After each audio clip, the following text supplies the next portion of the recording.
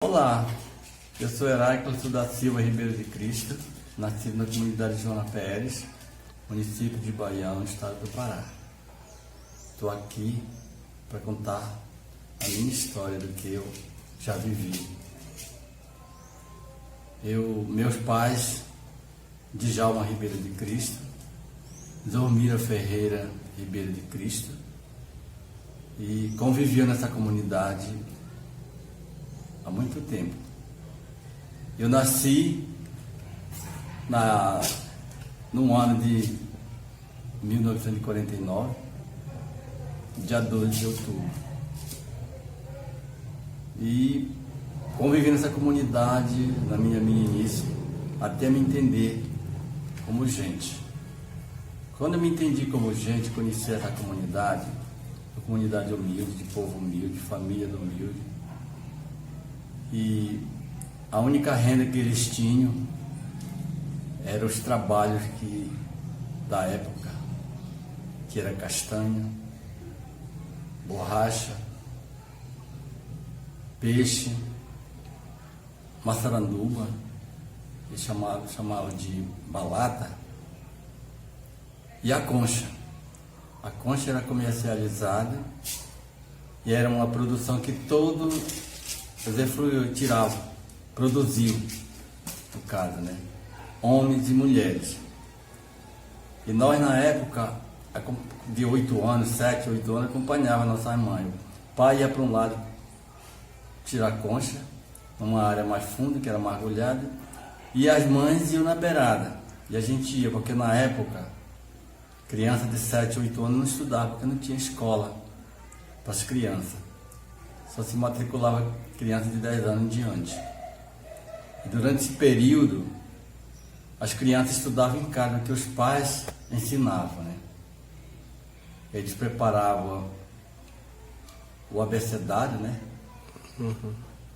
Alfabetizavam o filho assim, preparando no papel as letras, né? E na época a caneta que tinha era uma pena com tinteiro, era um vidrinho assim que tinha tinta. A gente metia a pena na tinta e cobria as letras, o A, o B, o C, até a gente começar a conhecer. Essa era a escola das crianças. Depois que a gente começava a conhecer as letras, o pai ia fazer a pergunta para a gente, mostrar que letra é essa, se você já conhecesse, respondia é A, e essa outra que sorteava é C, essa outra aqui é D, e assim ia. E a partir dos 10 anos que era matriculado. Também as escolas, ela funcionava de uma forma muito precária.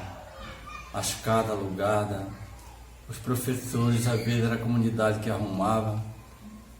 De uma certas épocas dos anos 64, mais ou menos, o prefeito de Baião contratou uma professora lá da Vila do Carmo, chamada Nazaré Melo. Essa professora trabalhou uns 4 anos dentro de Joana Pérez, ensinando numa sala de aula, uma casa alugada. Depois de 64 a 68, veio a professora Lucimar Lemo, contratada pelo prefeito, com a família dela, seu Salomão e os filhos. Também deu aula até os anos 70. Dos anos 70 veio a professora Isabel Rocha, mãe de Eliel Rocha. Deu nos anos 70, 71 até 72. De 72 para cá, as coisas começaram a melhorar. Começou a ter escola, fizeram essa escola aqui da Juvencio Melo, já desse lado aqui. As coisas foi melhorando a respeito da educação. Mas sobre a economia da família, as pessoas tinham que trabalhar e com muito medo. Iam para o Castanhais com medo dos índios atacar, né? E assim era a vida. Desse jeito era a vida na comunidade. Depois, nos anos 74, já tinha esse projeto de empreendimento de Tucuruí. Veio uma água grande, nós botou para esse lado aqui.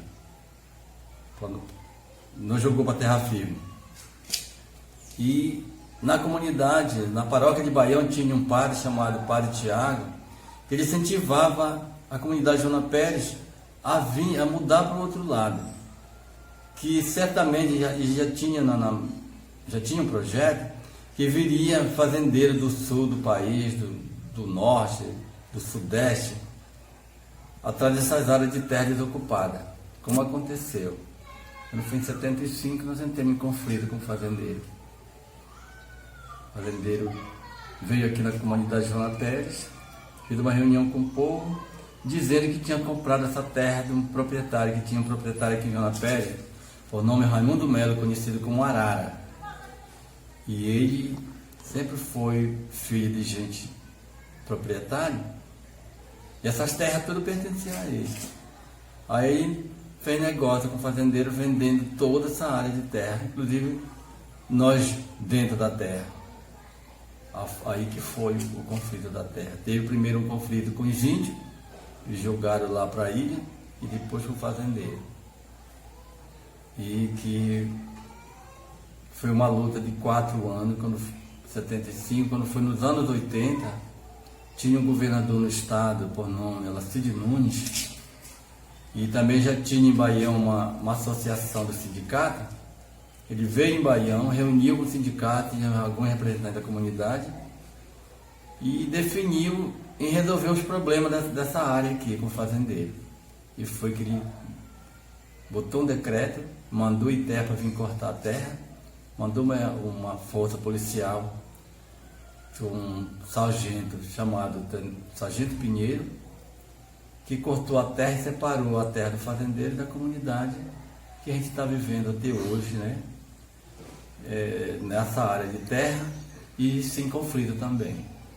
Então, essa é a história que nós temos para contar, né? Espero que tenha mostrado alguma coisa certa. A gente foi criado aí nessa humildade, com esses pais humildes, comunitários, e a gente foi aderindo todos esses princípios, né? Que eles tinham, de pessoas humanas, pessoas humildes na comunidade, de respeito. Por sinal, era muito difícil de ver dizer que uma pessoa brigasse com o outro dentro da comunidade, porque um respeitava o outro. E a gente vivendo dentro desse estilo, desses princípios, a gente aprendeu também a conviver, né?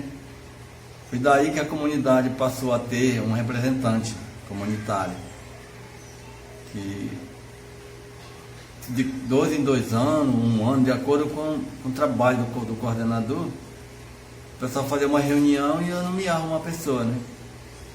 Inclusive eu também participei muito dessa direção da comunidade. Foi já aí que foi evoluindo a comunidade e foi começando a entrar dificuldade, né? Que dos anos 70, quem nasceu nos anos 70, 75, para os anos 90, já vieram com uma nova ideia. Já veio pessoas já com ideias diferentes. Né? E aí as coisas já não foram mais acontecendo, porque já foram jovens que foram criados com pessoas que não tiveram alguns princípios assim, familiar, né? Educação familiar, e que achavam que as coisas eram do jeito que imaginava. E a vila sempre tive essa tradição, festa de padroeiro, né? Jogo de futebol e outras coisas mais. Por sinal, na comunidade foi formada uma associação gremista, né? E outra do Internacional, e fizeram 2 campos que existem até hoje, são utilizados pelo povo mais moderno.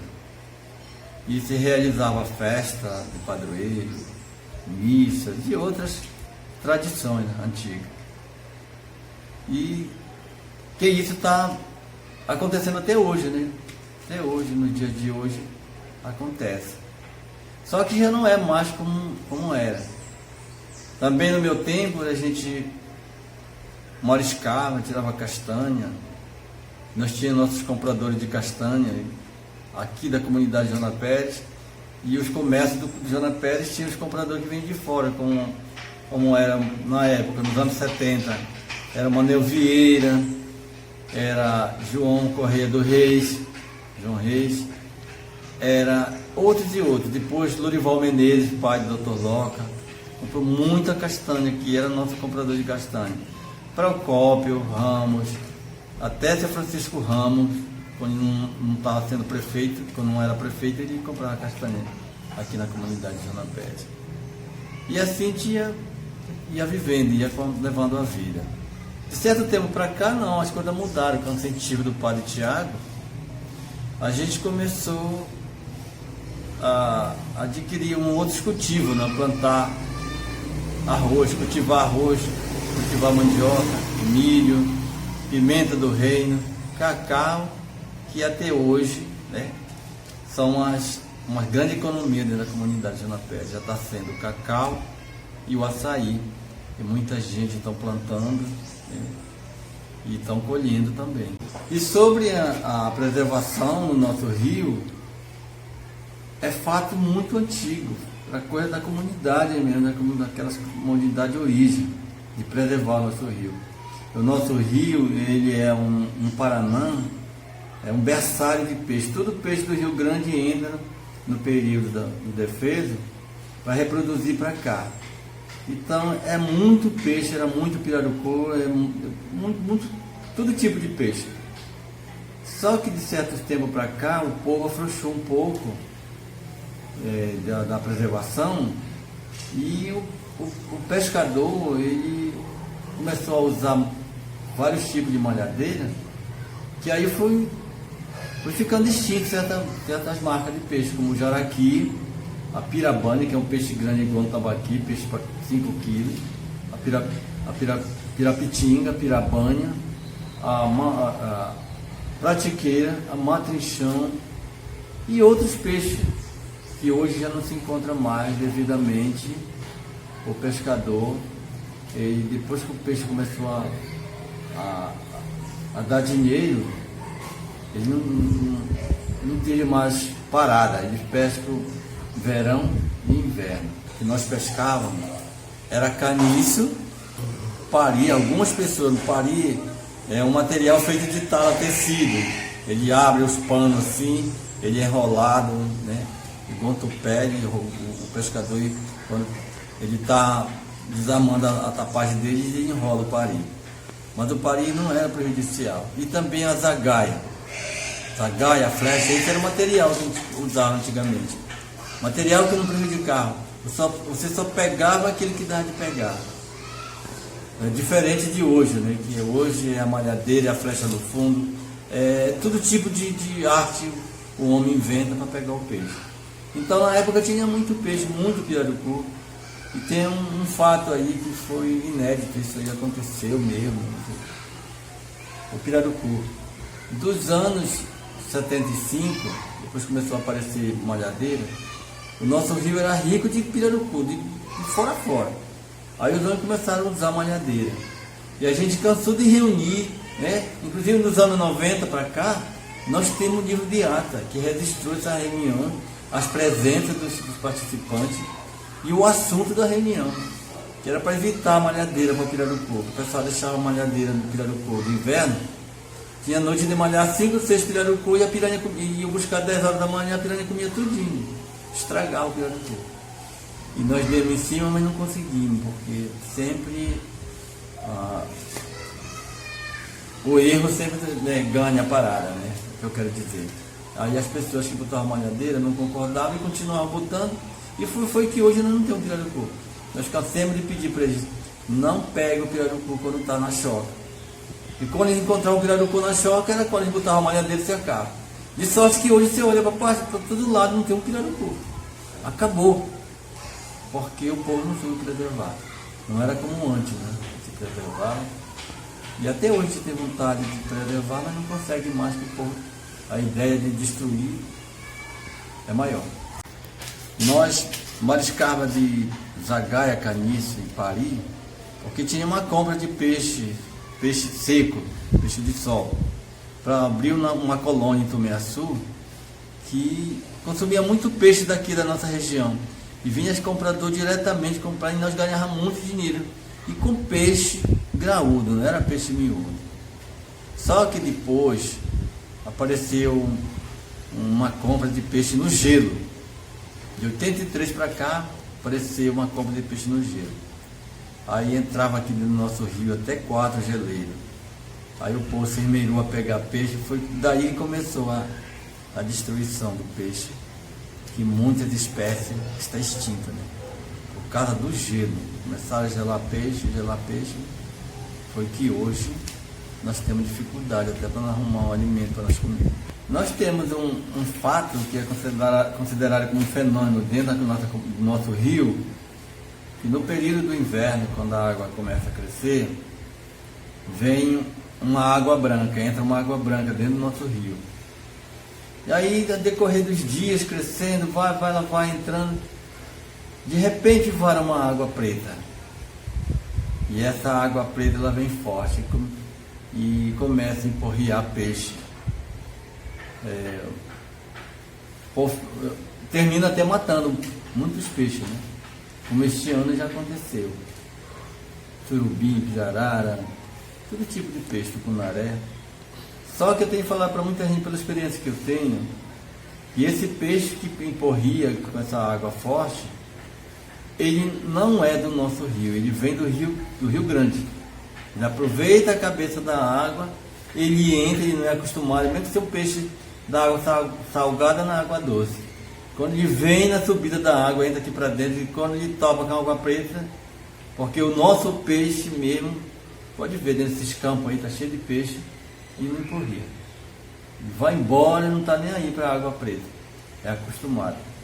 E esse fenômeno, o que acontece, eu nunca acreditei que é peixe de dentro do nosso rio, é o peixe que vem de fora, do outro rio, que entra na influência do crescimento da água grande, ele entra para o nosso rio, e quando dá o encontro da água preta com a branca, ele é o primeiro a sofrer o dano. Falando sobre castanha na minha época, dos anos 70, até os anos 90, aqui na nossa comunidade de Zona Pérez, era rico de castanhais, só na nossa comunidade, nosso patrimônio, era rico de castanhais. A gente tirava castanha, homens e mulheres e crianças, aqui pertinho, porque era muito castanhal e dava muito, né? E a gente, durante o período da safra, todo mundo ganhava seu dinheiro, tinha uma economia boa, porque era muita castanha. De certo tempo para cá, eu quero falar já do tempo desse projeto aí, da unidade de conservação. Depois que a nossa comunidade entrou em acordo para ser uma reserva, parece assim que o pessoal só pensaram em criar gado, né? Que a terra nossa da comunidade, os donos de lojas começaram a desbravar para matar castanheiras, árvores bonitas como bacuri e outros tipos de árvores, sucupira e outro tipo de madeira. Derrubar para plantar o capim, para criar o gado. De sorte que hoje temos praticamente em castanhais, porque já não existe mais uma reserva de castanhal, porque todas as áreas de castanhal estão em fazenda. Falando da origem da minha família, o meu avô, ele era cametaense. Tem o mesmo nome meu, Heráclito Ribeiro. Ele era cametaense. Ele veio de Cametá, casou para lá, veio e se localizou numa comunidade, aí num lugar chamado Anilzinho, que hoje é uma comunidade que até tem o nome da reserva, Paulo Anilzinho. Ele morava lá. Lá ele tinha família, construiu a família dele, os filhos, tudo, foi lá no Anilzinho. Com certos anos morando lá, o índio atacou, matou gente da família e tal. Ele se mudou para Baião, foi morar um tempo em Baião, já também idoso. E aí, a decorrer uns 20 anos depois, ele faleceu. E aí meu pai veio morar em Zona Pérez, casou e morou em Zona Pérez. Mas o meu avô, o avô e a avó materna, né? É toda de Cametá. A minha avó é da família Pinto. A minha avó, mãe do papai, é da família Pinto. Esses Pinto do Juba, né? Parece que é do Juba, né? Dono do Caferano, e era daí. E o meu avô parece que era daí do rumo Itapocu, amor, aí do mundo de Cametá. Faz as comunidades do centro. E da parte da minha mãe, meus avós maternos, eles não eram paraenses. Um era do Rio Grande do Norte e outro do Ceará. Eles vieram como fugitivo, eu acho, no tempo da escravidão, né? Ainda tinha escravidão. Vieram de mundo abaixo até chegaram no Pará. Chegando aqui no Pará, eles pegaram, se localizaram aí num lugar aqui no Jacundá, chamado Tauari. Tauari, Isqueiro, tudo era lugar deles, né? De lá eles vieram para cá. Já a mamãe, depois de vir para cá, casou. Mas as origens dele eram nordestinas, aí do Nordeste. Aí a mamãe casou para cá e ficou durante todo o período de vida, até falecer aqui mesmo.